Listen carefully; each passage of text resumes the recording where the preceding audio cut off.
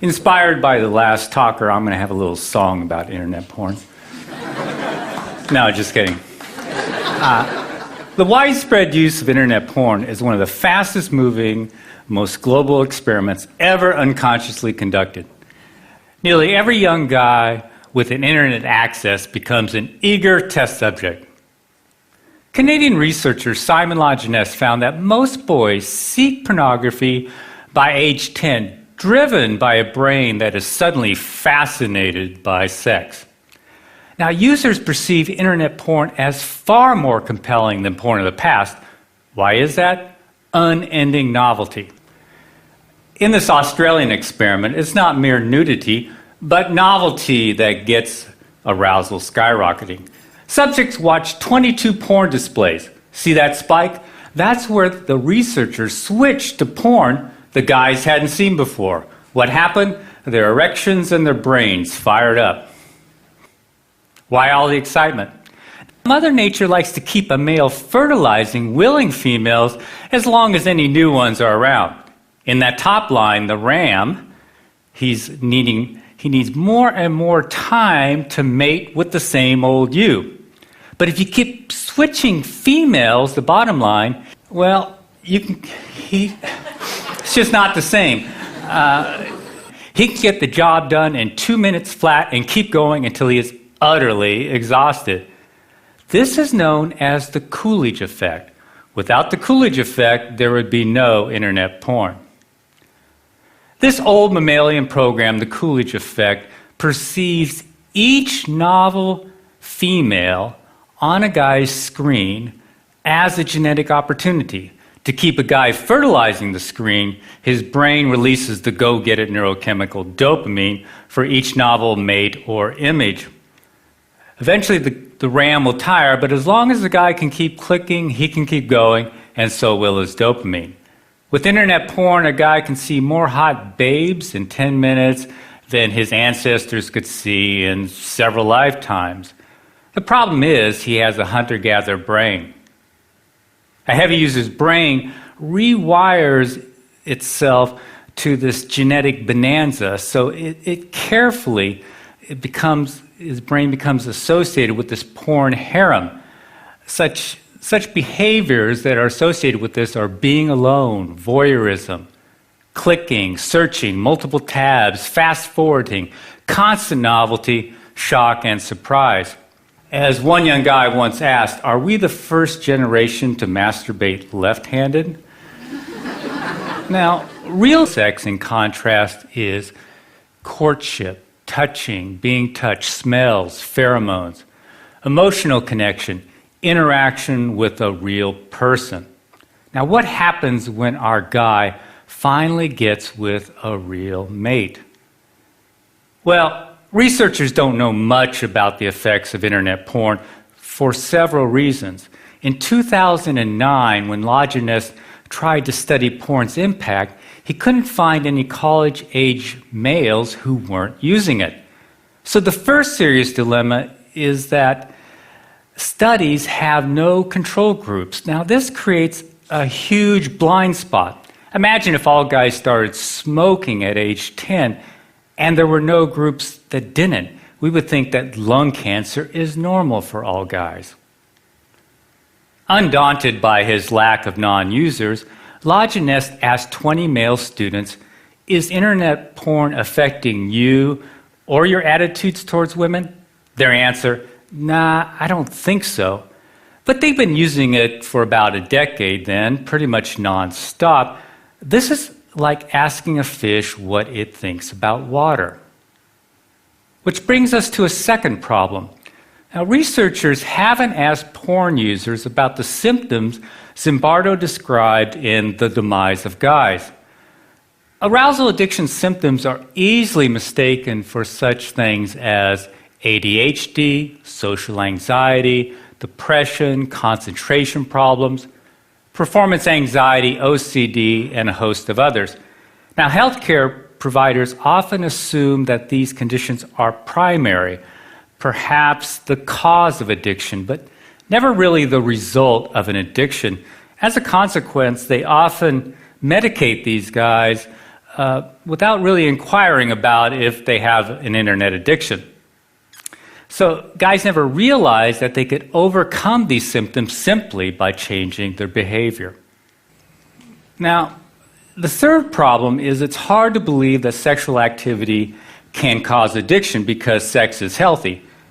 But internet porn is not sex. Internet porn is as different from real sex as today's video games are from checkers.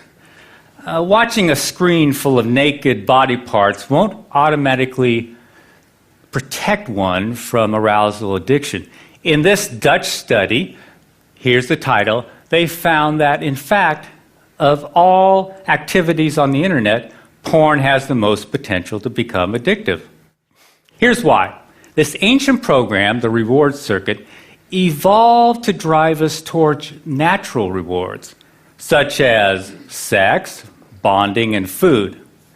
As a consequence, extreme versions of natural rewards have a unique ability to capture us. For example, high-calorie foods or hot, novel babes give us extra dopamine.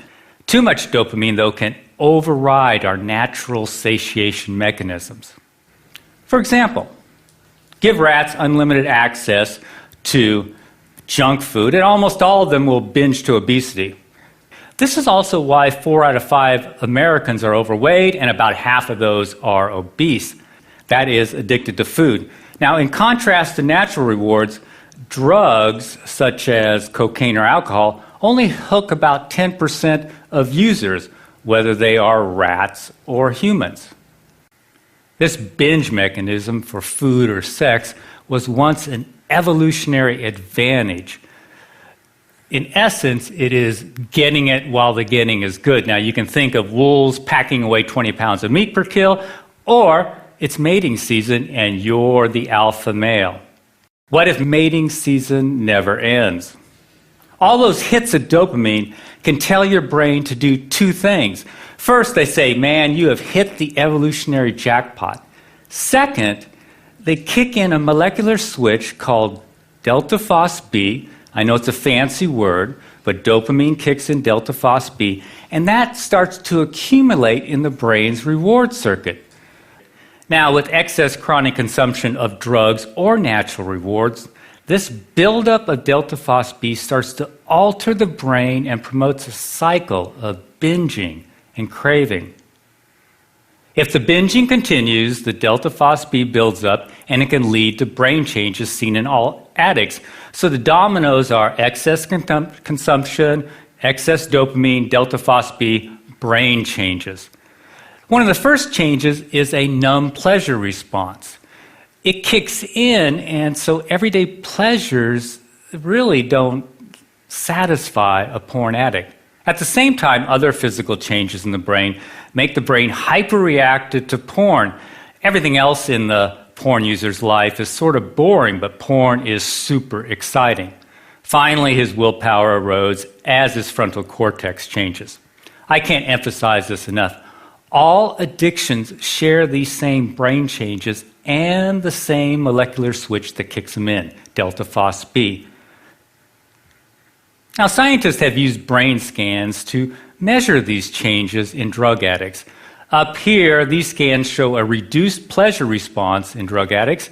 These and several other changes have also been seen in gambling addicts, food addicts, very recently in video game addicts, and now in internet addicts. I apologize for filling up the slide with brain studies. Just notice the dates, but I want you to know that they exist. So far, all brain research points in only one direction. Constant novelty at a click can cause addiction. Now, we know this because when scientists examined former internet addicts, they found that these brain changes were reversing themselves. Unfortunately, none of these studies isolate porn users, but they do include them. Here's the game changer. At last, we have a group of guys who are no longer using internet porn. That's right, heavy users are voluntarily giving it up by the thousands. These guys are the missing control group in the great porn experiment. They're showing experts what changing one single variable can do. I call it the resurrection of guys, as opposed to the demise of guys. Now, before I continue, you probably want to know why any porn-loving guy in his right mind would give it up. 2 words: erectile dysfunction. Internet porn is killing young men's sexual performance. Now, Zimbardo said young guys are flaming out with women. This survey by Italian neurologists confirms what we have witnessed over the last few years. Now, sexual enhancement drugs often stop working for these guys if they ever did, because the problem isn't below the belt where Viagra works, nor is the problem really psychological. It's due to physical changes in the brain, those addiction-related changes. Their numb brains are sending weaker and weaker signals to their bananas.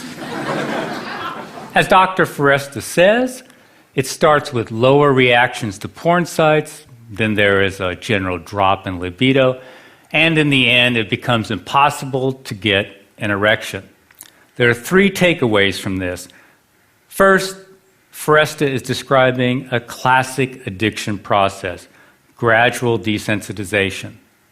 Second, internet porn is qualitatively different from Playboy. Widespread youthful ED has never been seen before. And finally, ED is often the only symptom that gets these guys' attention. The question is, what less obvious symptoms are they missing? Most don't figure that out until after they quit. Here's a guy in his late 20s. I've been to psychologists and psychiatrists for the last 8 years, have been diagnosed with depression, severe social anxiety, severe memory impairment, and a few others. Have tried Effexor, Ritalin, Xanax, Paxil, dropped out of 2 different colleges, been fired twice, used pot to calm my social anxiety. I've been approached by quite a few women, I guess due to my looks and status, but they quickly flew away due to my incredible weirdness. I've been a hardcore porn addict since age 14. For the last 2 years, I've been experimenting and finally realized that porn was an issue. I stopped it completely 2 months ago. It has been very difficult, but so far incredibly worth it. I've since quit my remaining medication. My anxiety is non-existent. My memory and focus are sharper than they've ever been. I feel like a huge chick magnet, and my ED is gone too. I seriously think I had a rebirth, a second chance at life. This is why pockets of guys are appearing all over the web, bodybuilding sites, sports sites, pickup artist sites, wherever men congregate. In essence, they are seeking a neurochemical rebirth. Here's a group on Reddit.com who call themselves Fapstronauts. Fapping is slang for solo sex, but what they really mean is giving up porn. They've added about 2,000 members since I captured this picture a month ago. This movement to unhook from porn is growing rapidly. In fact, groups are springing up all across the web and in Europe too. But there is a bizarre fly in the ointment. Guys in their early 20s aren't regaining their erectile health as quickly as older guys. How can a 50-year-old get his mojo back quicker than a 20-something? The answer, even though older guys have been using porn a whole lot longer, they didn't start on today's internet porn. Now, we know this is a key variable because the older guys didn't start having sexual problems until after they got high-speed internet. Now, today's young teens start on high-speed internet when their brains are at their peak of dopamine production and neuroplasticity. This is also when they are most vulnerable to addiction, but there's another risk. By adulthood, teens strengthen heavily used circuits and prune back unused ones, so by age 22 or so, a guy's sexual taste can be like deep ruts in his brain. This can cause panic if a guy has escalated to extreme porn or porn that no longer matches his sexual orientation. Fortunately, brains are plastic, so his taste can revert once he quits porn. As the guy returns to normal sensitivity, his brain looks around for the rewards it evolved to seek, such as friendly interaction and, of course, real mates. Here's one more example of what we hear every day. I feel like the next Sir Isaac Newton or Leonardo da Vinci. Since I quit a month ago, I've literally started a business, taken up piano, been studying French every day, been programming, drawing, writing, started managing my finances, and I have more awesome ideas than I know what to do with. My confidence is sky high. I already feel like I can talk to any girl. I'm the same guy who took 2.5 extra years to graduate from college because of procrastination and depression. I'll conclude with a wish. I'd like to see some Bardos guys who are wiping out, and their caregivers and the experts listen to the thousands of men who are teaching us about arousal addiction by escaping it. Thanks for listening.